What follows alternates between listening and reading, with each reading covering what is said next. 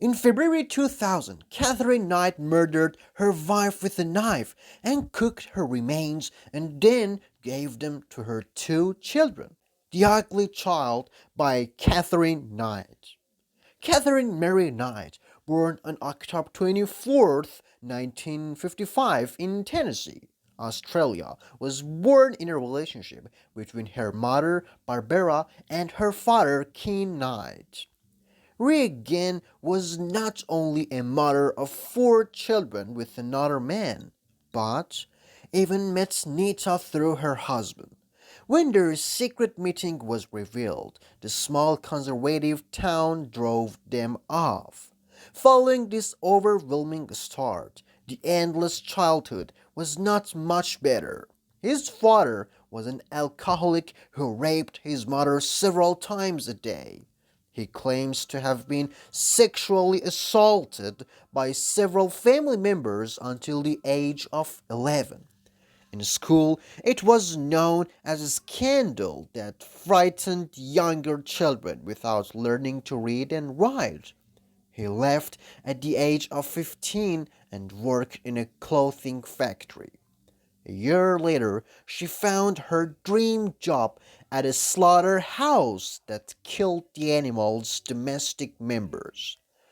Peter Lawler, a journalist, wrote in his book Bloodshed, his real crime book covering Catherine Knight, that he loved his work so much that he wrapped his first set of knives on his bed, only if they want to use it.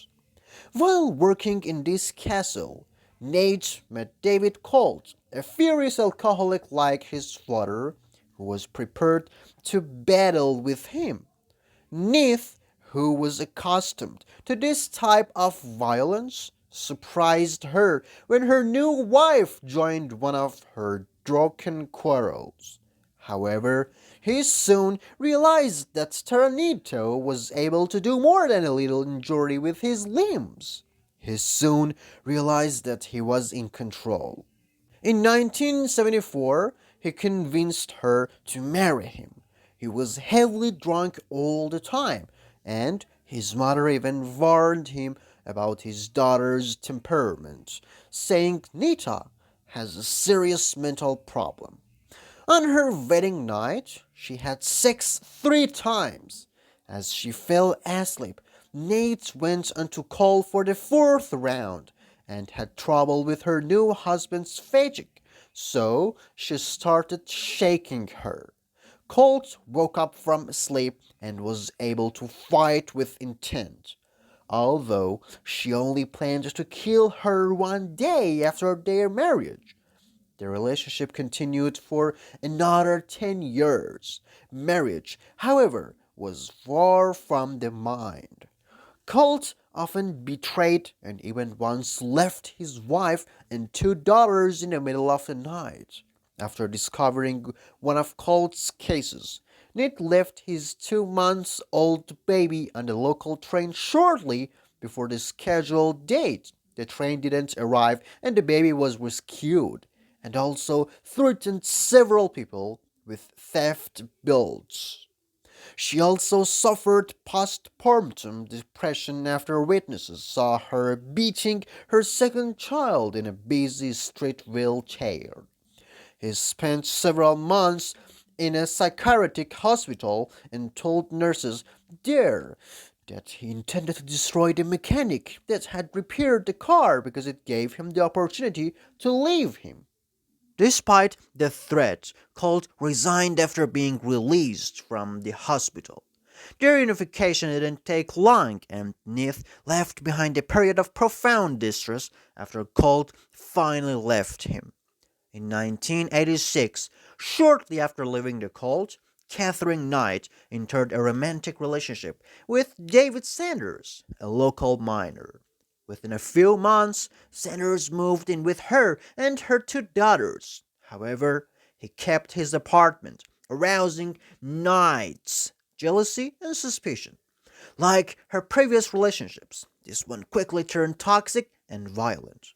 At one point, he slit the throat of their 2 months old puppy in front of her to demonstrate his capabilities. Nevertheless, they stayed together, and even a year later, they became parents to a daughter. However, shortly after the birth, Sanders left Knight as he intended to kill her with a pair of scissors.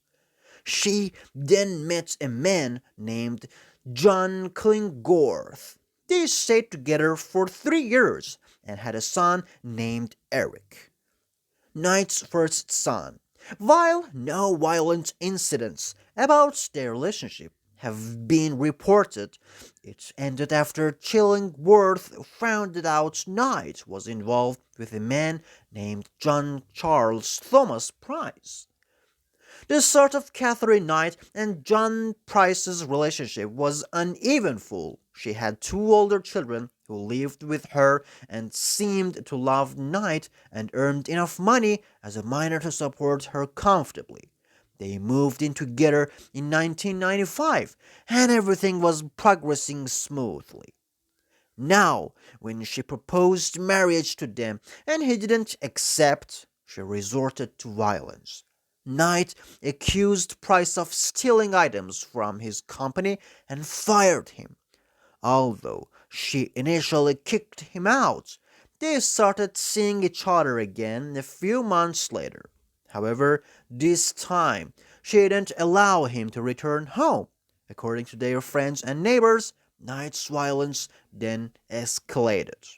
In February 2000, the altercation between John Carlos Thomas Price and Catherine Knight reached its peak with her attempt to stab him in the chest. He issued a restraining order to protect the safety of his children. Later that month, Price expressed concerns about his safety to his colleagues, saying that if he ever disappeared, it would be because Knight had killed him. He had every right to be afraid. On February 29th, 2000, John Charles Thomas Price came home from work and followed his usual routine of checking on his neighbors from the stairs before going to bed at 11 p.m. Price woke her up.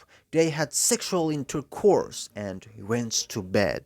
Then Catherine Knight took a butter knife from beside their bed, where she always kept it, and stabbed Price 37 times. According to evidence, he woke up during the attack but couldn't fight back. He surrendered to his wounds and initially pulled his body down to the floor, slashed his skin, and wrapped him from the heart of his ankle in the sitting room. Then he separated his head and removed pieces of his body so that it could be baked in a bowl with potatoes, pomegranate, cheddar, green cheddar, lime, candy cider, and sauce. He then made a container for himself, although the semi-shed content was later found on the crime scene, suggesting that he could not finish his meal. Then he stretched alongside his untouched body, took a lot of pills, and became unconscious. Price's colleagues took notice of his warning the next morning and called the police after he wasn't present in the cabin. Police came to find the scene of the horrific crime of Catherine Knight and immediately arrested Catherine in a coma. When he woke up, he claimed that he had no memory of the ride before. In the kitchen, the police found the head of the prayer swallowing in a vegetable handle on a gas stove. On the table, they found two full plates, each with a name written on it. The police were terrified to find out he intentionally intended to give John Price's body parts to his children. Despite her allegations that she didn't remember that night that John Charles Thomas Price died, Catherine Knight was quickly accused of killing her. In October 2001, his trial began, but it wasn't too far away. For reasons still unclear, he changed his confession intent to sin, and a judge without a testimony postponed the case. He was escorted to prison that day, and judge ordered the sign never be released on his papers. For the first time in history, a woman in Australia has been sentenced to life imprisonment. The knight has declared their innocence up to now and refrained from taking responsibility for their actions. Catherine Knight had previously reconsidered her application and was almost immediately rejected. She is still spending her life in a prison at the Women's Reformation and Education Center in Silverwater. The case is closed. If you're into crime stories and documentaries, subscribe to our channel because we'll be posting loads of videos every day.